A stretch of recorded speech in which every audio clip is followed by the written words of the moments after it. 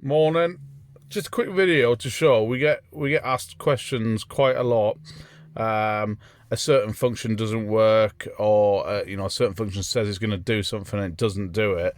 And we always say log it and send it to Autel. The Autel techs will then look at that and deal with it. They're very good with it, and they generally deal with the complaint within about 48 hours. You will probably see an update to your device with it cured. Now that won't go out to everybody. It'll go out to you as a beta tester first, and then it'll go out to everybody.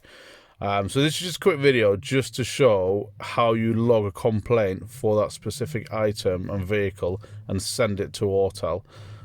It just saves a lot of hassle ringing around and stuff like that.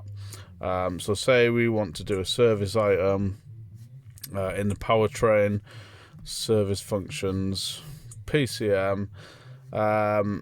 Say if we want to reset the DPF as an example, and it's timing out or it's not resetting the DPF and it's blatantly a software issue, we can press this button on the top here, and then we can choose what the fault is.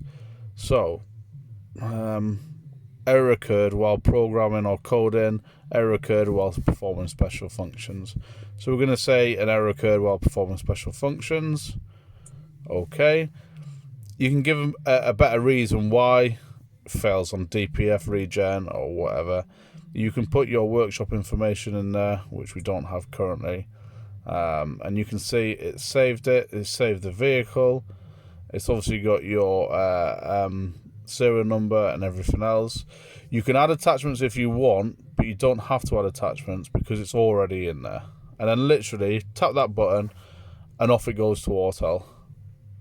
Wait out a bit and then you should see something back. And that's it really. Quite easy. Take it easy. Bye.